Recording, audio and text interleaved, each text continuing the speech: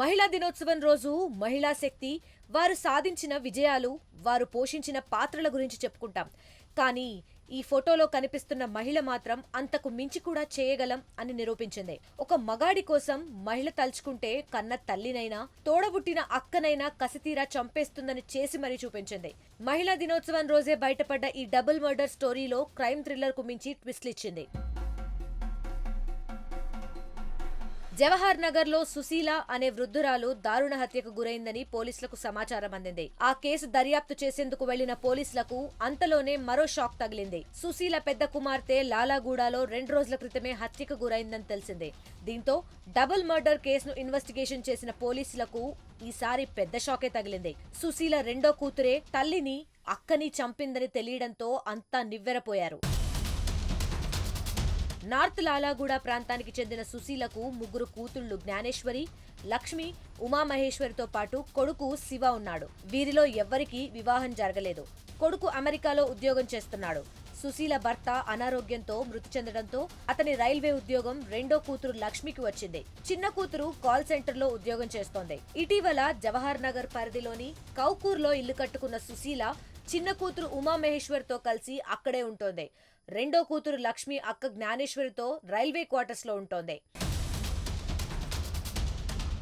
అయితే జవహర్ నగర్ ప్రాంతానికి చెందిన అరవింద్ తో ఈ కుటుంబానికి ఎప్పటినుంచో పరిచయం ఉంది. ఈ క్రమంలోనే లక్ష్మికి అరవింద్ కు వివాహేతర సంబంధం ఏర్పడింది. అరవింద్ తో కలిసి తిరుగుతుండటం లక్ష్మి కుటుంబ సభ్యులకు నచ్చేది కాదు. ఈ విషయంపై ఇంట్లో పలుమార్లు గొడవలు కూడా జరిగాయి. ఈ నెల 6వ తేదీ సాయంత్రం జవహర్ నగర్ లోని సుశీల ఇంటికి వెళ్లిన అరవింద్ ప్లాన్ ప్రకారం ఆమెను చంపేసి ఆమె ఒంటి మీద నగలు తీసుకుని పారిపోయాడు. చిన్న కూతురు ఉమామహేశ్వరి ఇంటికొచ్చేసరికి తల్లి చనిపోయి ఉండడంతో సీసీ కెమెరాలు పరిశీలించింది. తన తల్లి సుశీలను అరవింద్ చీరతో మెడకు బిగించి చంపేశాడని, బంగారు నగలు ఎత్తుకెళ్లాడని మహేశ్వరి పోలీసులకు ఫిర్యాదు చేసింది. పోలీసులు కేసు నమోదు చేసి దర్యాప్తు ప్రారంభించారు. ఈ క్రమంలో లక్ష్మికి అరవింద్ తో వివాహేతర సంబంధం ఉందని పోలీసులకు తెలిసిందే. లక్ష్మిని విచారించేందుకు లాలాగూడ రైల్వే క్వార్టర్స్ కి వెళ్లిన పోలీసులకు మరో మర్డర్ విషయం తెలిసిందే. మతిస్థిమితం లేని తన అక్కను 2 రోజుల క్రితమే హత్య చేసినట్టు లక్ష్మి ఒప్పుకుంది. డెడ్ బాడీని ప్యాక్ చేసి సంపులో పడేశానని చెప్పడంతో అందులో డీకంపోజ్ అయిన స్థితిలో జ్ఞానేశ్వరి మృతదేహం కనిపించింది. దీంతో డెడ్ బాడీని బయటకు తీసి గాంధీ మార్చురీకి తరలించారు పోలీసులు. ఈ నెల 3న ప్రియుడితో కలిసి అక్కను చంపేసిన లక్ష్మి అమ్మను కూడా చంపేయాలని ప్లాన్ వేసింది.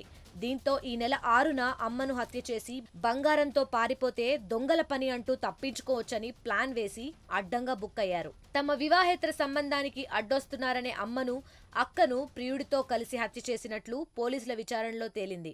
లక్ష్మిని అదుపులోకి తీసుకున్న పోలీసులు అరవింద్ కోసం గాలిస్తున్నారు. మహిళలు అన్ని రంగాల్లో రాణించాలని అందరూ కోరుకుంటుంటే ఈ లక్ష్మి మాత్రం నేరాలు ఘోరాల్లో ఆరితేరిందే.